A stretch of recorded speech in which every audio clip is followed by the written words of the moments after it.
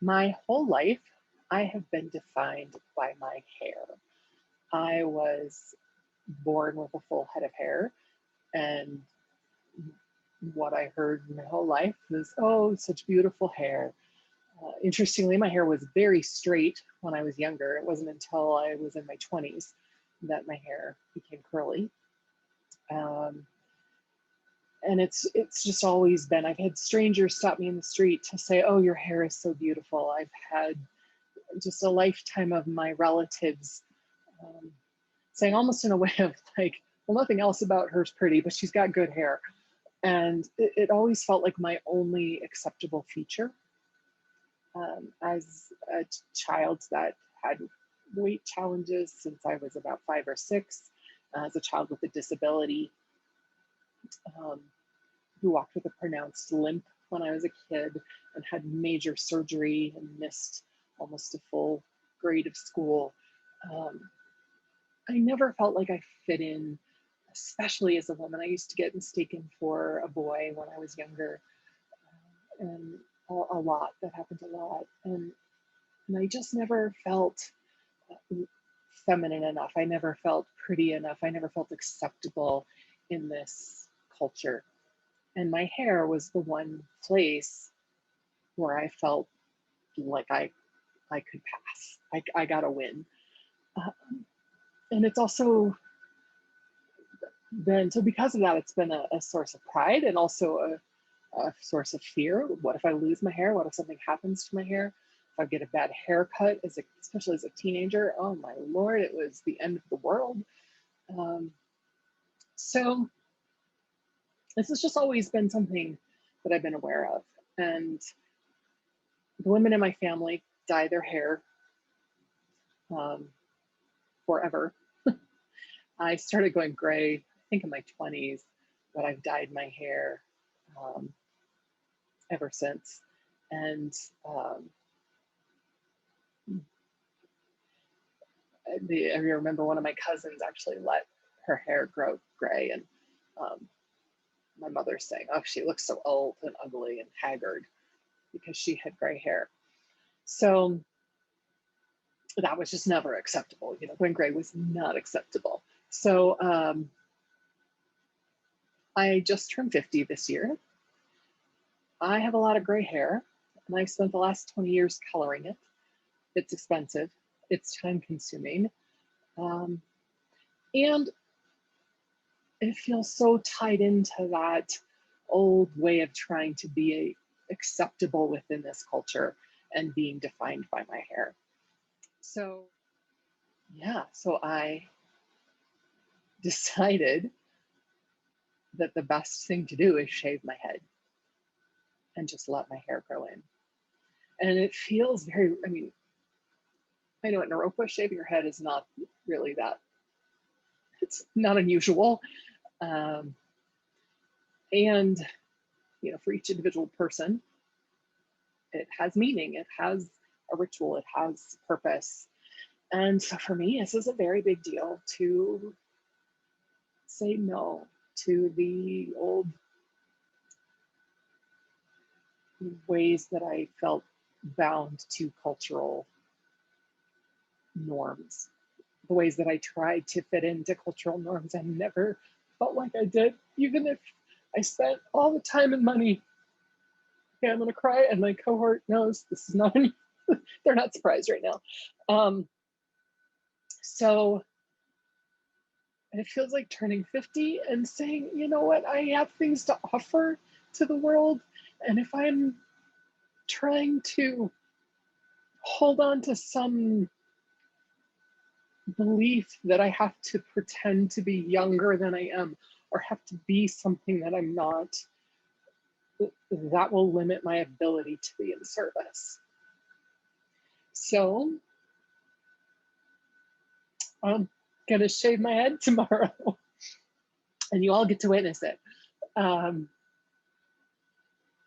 and I'm doing a lot of sort of prayer. Reiki is the way that I pray, that I've called in a lot of people in my Reiki community to send Reiki to me, which is sort of a form of prayer, to hold me in this transition. I feel like I'm in a goo phase, like the butterfly caterpillar thing. So I don't, we have very few examples of how to step into early elderhood or elderhood, you know, in this culture. And so how do I do that? I don't know. And this feels like my way of trying to navigate that. I'm going to let my hair grow in, probably let it grow long again, yet with my natural color and gray. And I mean, my natural color is some sort of brown. It's been so long, I don't quite remember. I actually think it's probably pretty close to what it is now, but with a lot more salt and less pepper. And so this is my ritual. So I have just arrived at Voodoo Hair Lounge for my appointment.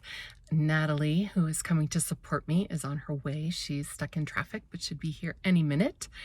And yeah, I'm a little nervous, a little excited. I've been sitting in my car, praying and feeling all the love and Reiki pouring in for me for this ritual. I decided to do it here, one, because I don't have clippers, and two, because they're going to do it for free. It'll be with a new stylist, so I don't know him, but I so appreciate Natalie coming to hold space for me and be with me. And I'll be heading in any minute. More soon. This is Devin, and I'm gonna make the first cut. And yeah. Okay, so I'm gonna hand this to Natalie for just a moment. Hi, Natalie. Hi. Now I gotta turn the camera around. Yeah, we have stylists do this kind of stuff every once in a while. For some of their bigger appointments, they'll just kind of like put a phone in front of the station and record the whole thing as like a time lapse. That's smart. It's nice to post on Instagram and stuff like that. Oh, that's smart. You ready? Yes. All right. So that's our on-off switch right there. Okay. You're gonna go very, very slow and start here in the front and just kind of like slowly start pushing back. Okay. Okay. And it stays on once I hit that, right? Yeah.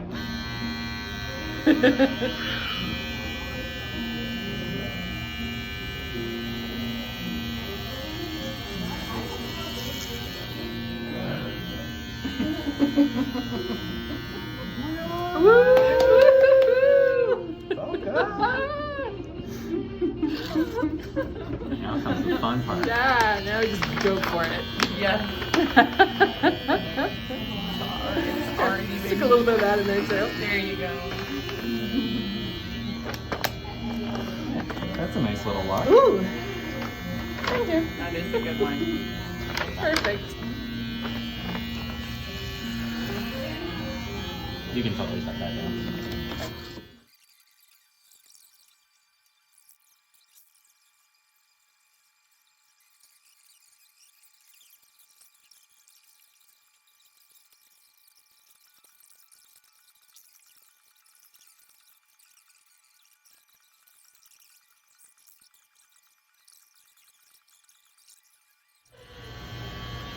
How does it feel on your head and neck? Yeah, if you tilt your head way. I can't tell yet. Does it feel lighter, like more It does lightweight? feel, yes, it does feel lighter, definitely. All right, run your hands over that. Tell me how that feels. Whoa.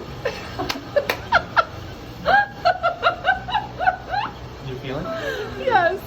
It feels good though. Yeah. Yeah. Yeah. Wow. It's good. I'm glad I'm doing this in the summer. Then it'll be grown out a little before winter. So, Yeah. I don't know that there's really much advantage to it, but there is a little bit more wiggle room. We can go shorter, but I do think we're past all of the color. Yeah, down to where the that gray was my point, and this So, feels like a good spot. spot. What do you think? I think you look great. I think it's good. Yeah. Yeah, I can see my gray. That was my know. goal. It's so amazing. That was my goal. You won't get too many opportunities, so let's look All back right. of your head. Back of your head. That's crazy. Feeling good? Yeah. You're very, very welcome. So we are at Boulder Creek. My amazing friend, the amazing water. And I'm gonna release a lock of my hair into the water. And then Natalie is going to anoint my head with oils of joy and abundance. That's literally what the names of the oils are. All right, can you hold that? Yes. I don't know if you can. I can do it like this. You can see it? Yeah.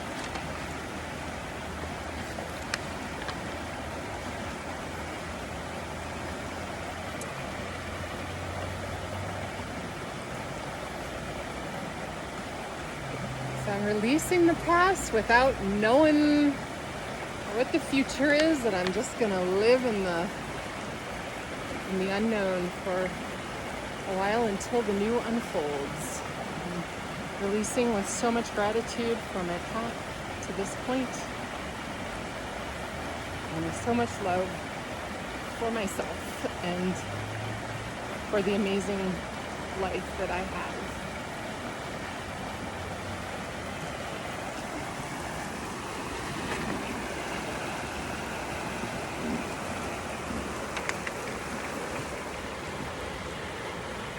I think I got it. It's gone already. I know. That didn't take long. No. I'm anointing first with joy. Joy of your newfound freedom and stepping into the unknown.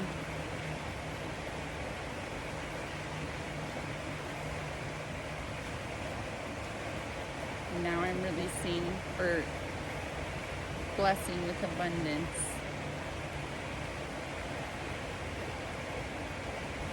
May this transition bring all the gifts. All the gifts.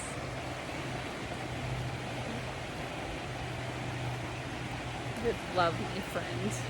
Thank you.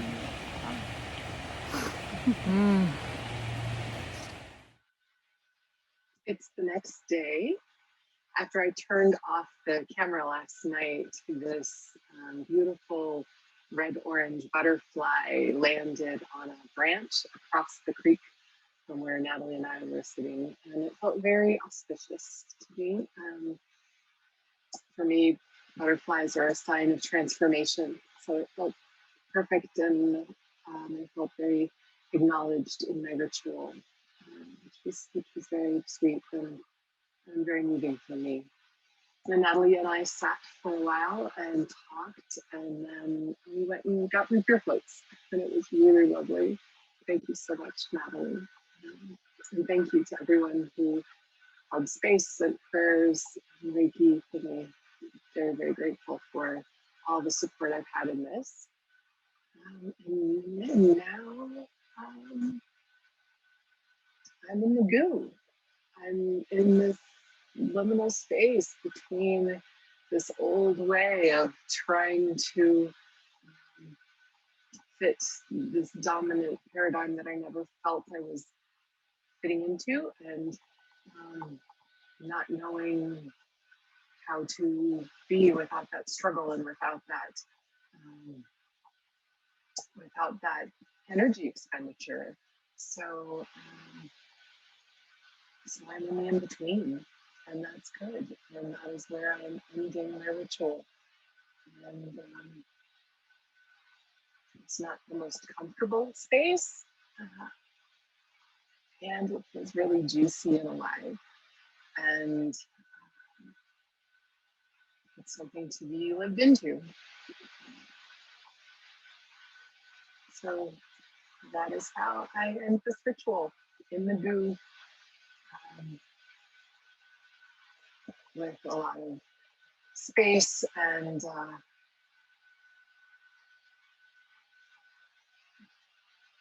excitement, curiosity for what comes next. Thank you.